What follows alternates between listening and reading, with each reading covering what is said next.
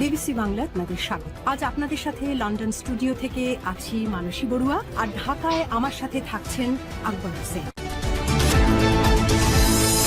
বাংলাদেশের সর্বশেষ গুরুত্বপূর্ণ আপডেট সংবাদে আপনাকে স্বাগত। শুরুতেই সংবাদ শিরোনাম, পরে বিস্তারিত। প্রথমেই জানাবো, র্যাবের আয়নাঘর পরিদর্শন করলেন ট্রাইব্যুনালের 3 বিচারক। র্যাবের টাস্কফোর্স ফর ইন্টারগেশন বা টিএফআই সেল বা আয়নাঘর পরিদর্শন করেছে আন্তর্জাতিক অপরাধ ট্রাইব্যুনাল 1-এর 3 বিচারক, প্রসিকিউশন টিম এবং আসামি পক্ষের আইনজীবীরা। আজ বেলা 11টার দিকে র্যাব 1-এর সদর দপ্তর অবস্থিত স্থাপনা পরিদর্শন করেন তারা। এরপর জানাবো, জামাত এবং এনসিপির ঐক্য ভাঙন ধরাতে চায় সরকার। সংস্কার ইস্যুতে অটল 11 দলীয় জোট। সংস্কার ইস্যুতে এখনও অটুট রয়েছে জামাত এনসিপির ঐক্য জোট। বরং রাজনৈতিকভাবে বিরোধী মত মোকাবেলায় ব্যর্থ হয়ে সরকার তাদের ঐক্য ভাঙন ধরানোর চেষ্টা করছে বলে দাবি করেছেন জামাতের শীর্ষ নেতারা। তাদের ভাষ্য, 11 দলীয় ঐক্য থেকে এনসিপি বেরিয়ে যাচ্ছে গণমাধ্যমে প্রকাশিত এমন তথ্য ভিত্তিহীন। এটা সরকারের একটি কারসাজি। এদিকে সিলেটে এনসিপির গাড়ি ভরে আবারও হামলা, আহত নাসির উদ্দিন পাটোয়ারি। সিলেটের জৈন্তাপুর থেকে জুলাই পদযাত্রা শেষে সিলেট ফেরার পথে জাতীয় নাগরিক পার্টি এনসিপির গাড়ি ভরে হামলার ঘটনা ঘটেছে। এতে গাড়ির ভাঙা কাচের আঘাতে দলটির মুখ্য সমন্বয়ক নাসির উদ্দিন পাটোয়ারি সহ 2 জন গুরুতরভাবে আহত হয়েছে। এবারে জানাবো, হবিগঞ্জে হামলায় আহত আলিফকে দেখতে হাসপাতালে মাওলানা মামুনুল হক। বাংলাদেশ খেলাফতে মজলিসের আমির মাওলানা মামুনুল হক 31 জুলাই রাত 11টায় ঢাকার জাতীয় চক্ষু বিজ্ঞান ইনস্টিটিউট ও হাসপাতাল হবিগঞ্জে জাতীয় নাগরিক পার্টি এনসিপির জুলাই পদযাত্রায় হামলায় আহত আলিফকে দেখতে যান। এ সময় তিনি আহত আলিফের শারীরিক অবস্থার খোঁজখবর নেন, তার দ্রুত সুস্থতা কামনা করেন এবং চিকিৎসকদের সঙ্গে প্রয়োজনীয় বিষয়ে কথাবার্তা বলেন। তিনি আলিফকে সান্ত্বনা দেন এবং মহান আল্লাহ তাআলার কাছে তার আশু আরোগ্য কামনা করেন। এবং সর্বশেষ জানাবো, মারা গেছেন ভারতের সেনাবাহিনী প্রধান। ভারতের সাবেক সেনাপ্রধান জেনারেল বিশ্বনাথ শর্মা আজ 96 বছর বয়সে মারা গেছেন। তিনি 1988 থেকে 1990 সাল পর্যন্ত দেশটির সেনাপ্রধান হিসেবে দায়িত্ব পালন করেছেন মাত্র 2 বছর। এক প্রতিবেদনে এই তথ্য জানিয়েছে দ্য হিন্দুস্তান টাইমস। তবে তার মৃত্যুর কারণ সম্পর্কে প্রতিবেদনে কোনো তথ্য জানানো হয়নি। জেনারেল বিশ্বনাথ শর্মা ছিলেন মেজর সোমনাথ শর্মার ছোট ভাই। মেজর সোমনাথ শর্মা ছিলেন ভারতের সর্বোচ্চ যুদ্ধ চলাকালীন সামরিক সম্মাননা পরমবীর চক্রে ভূষিত প্রথম সেনা সদস্য। 1947-48 সালে কাশ্মীর অভিযানে অসাধারণ সাহসিকতার পরিচয় দিয়েছেন তিনি। প্রিয় দর্শক, এতক্ষণ শুনছিলেন সংবাদ শিরোনাম, এবারে বিস্তারিত। তবে তার আগে বন্ধুরা, অনুরোধ থাকবে এই সংবাদটিতে একটি লাইক দিন। এই চ্যানেলে আপনি নতুন হয়ে থাকলে আমাদের সংবাদটি দেখতে দেখতে চ্যানেলটি সাবস্ক্রাইব করে রাখুন। কমেন্ট করে বন্ধুরা আপনার মূল্যবান মতামত জানিয়ে দিন আপনি বিশ্বের কোন দেশ থেকে বা বাংলাদেশের কোন স্থান থেকে আমাদের সংবাদটি দেখছেন এবং শুনছেন। আর বন্ধুরা, সংবাদটি আপনার সোশ্যাল মিডিয়া ফেসবুকে শেয়ার করে বন্ধুদেরও দেখার সুযোগ করে দিন। গাজা যুদ্ধে আপনি যদি নিরীহ ফিলিস্তিনিদের ভালোবেসে থাকেন বন্ধুরা, কমেন্টে ইয়েস লিখে পুরো বিশ্ববাসীকে আমাদের এই তাজা আপডেটটি দেখার সুযোগ করে দিন। এবারে বিস্তারিত। র্যাব 1-এর সদর দপ্তরের আয়নাঘর পরিদর্শন করলেন ট্রাইব্যুনালের বিচারকরা। আন্তর্জাতিক অপরাধ ট্রাইব্যুনাল 1-এর গুমের অভিযোগে করা মানবতাবিরোধী অপরাধের মামলার তদন্তের অংশ হিসেবে রাজধানীর উত্তরায় র্যাপিড অ্যাকশন ব্যাটালিয়ন র্যাবের টাস্কফোর্স ফর ইন্টারগেশন বা টিএফআই সেল পরিদর্শন করেছে ট্রাইব্যুনালের 3 বিচারক, প্রসিকিউশন টিম এবং আসামি পক্ষের আইনজীবীরা।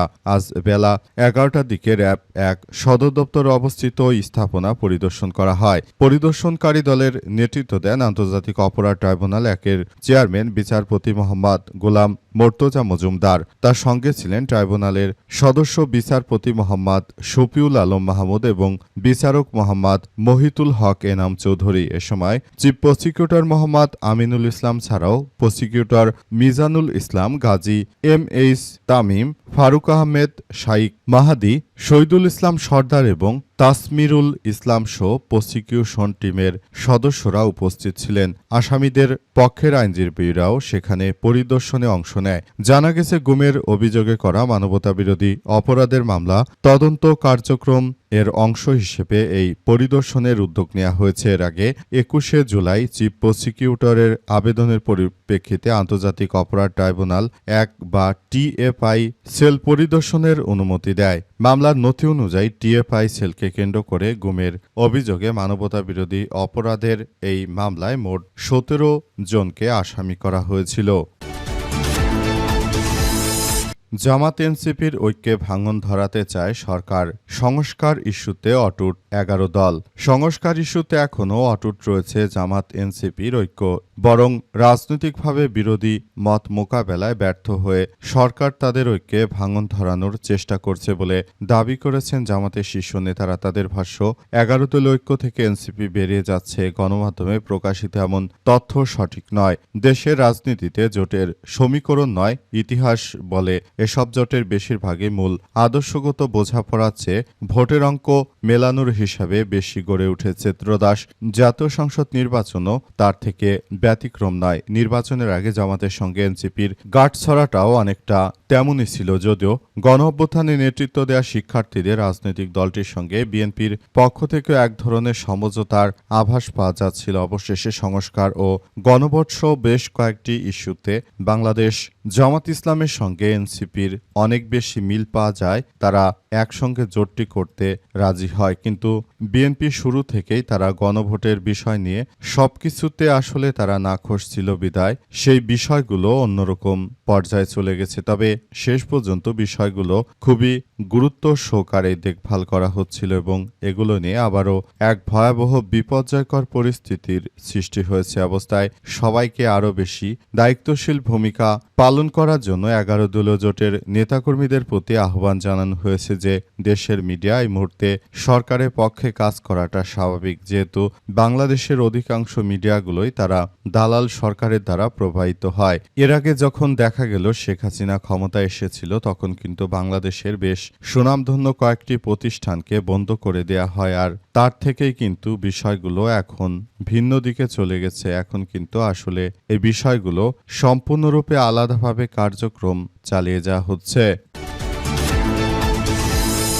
সিলেটে এনসিপির গাড়িবহরে আবারও হামলা, আহত নাসির উদ্দিন পাটোয়ারি। সিলেটের জৈন্তাপুর থেকে জুলাই পদযাত্রা শেষে সিলেটে ফেরার পথে আবারও জাতীয় নাগরিক পার্টি এনসিপির নেতাকর্মীদের গাড়িবহরে হামলার ঘটনা ঘটেছে। এতে গাড়িবহরের ভাঙা কাচের আঘাতে দলটির মুখ্য সমন্বয়ক নাসির উদ্দিন পাটোয়ারি সহ ২ জন আহত হয়েছে। আজ রাতে এনসিপির আহ্বায়ক নাহিদ ইসলামের ভেরিফাইড ফেসবুক পেজেই তথ্য নিশ্চিত করা হয়েছে। জানা গেছে, পদযাত্রা শেষে নেতাকর্মীদের নিয়ে ফেরার পথে একদল দুর্বৃত্ত গাড়িবহরের উপর হামলা চালায়। সময় একটি গাড়ির কাচ ভেঙে গেছে।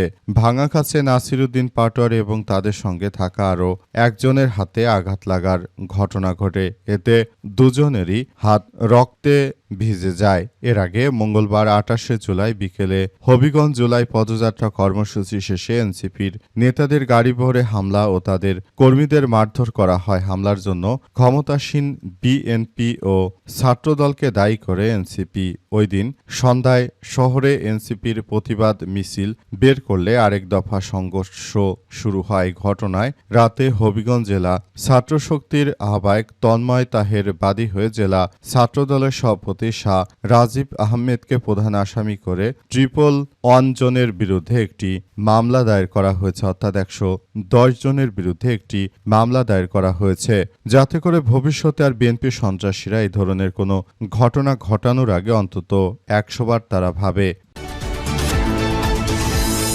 হবিগঞ্জে হামলায় আহত আলিফকে দেখতে হাসপাতালে মাওলানা মামুনুল হক। বাংলাদেশ খেলাফতে মজলিসের আমির মাওলানা মামুনুল হক ৩১শে জুলাই রাত ১১টায় ঢাকার জাতীয় চক্ষু বিজ্ঞান ইনস্টিটিউট হাসপাতালে হবিগঞ্জে জাতীয় নাগরিক পার্টি এনসিপি জুলাই পদযাত্রার হামলায় আহত আলিফকে দেখতে যান।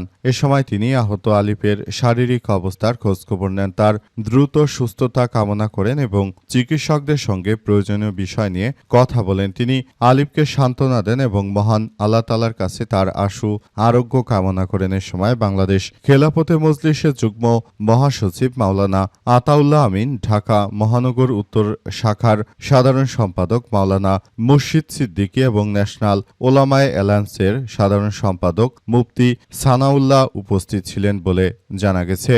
ইতিমধ্যে এর বেশ কয়েকটি ভিডিও সামাজিক যোগাযোগ মাধ্যমে ভাইরাল হয়েছে। সেখানে দেখা গেছে যে মাওলানা মামুনুল হক তিনি উক্ত আলিফের কাঁধে হাত রেখে তিনি বলছেন যে, হে আল্লাহ, যারা আলিফের মতো নিরীহ মানুষকে যে বিএনপি সন্ত্রাসীরা এভাবে আক্রমণ করে তার জীবনটা নষ্ট করে দিতে চেয়েছিল, তাদের তুমি যথাযথ শিক্ষা দিও। তারা মানুষের উপর নির্দয়ভাবে যে আক্রমণগুলো চালিয়ে যাচ্ছে, যারা মানুষকে হত্যাকাণ্ডের মধ্য দিয়ে নিয়ে যাচ্ছে, এদের বিরুদ্ধে আল্লাহ তুমি পুরো পৃথিবীকে একরকম এদেরকেই ধ্বংসাত্মকের দিকে পৌঁছে দিও।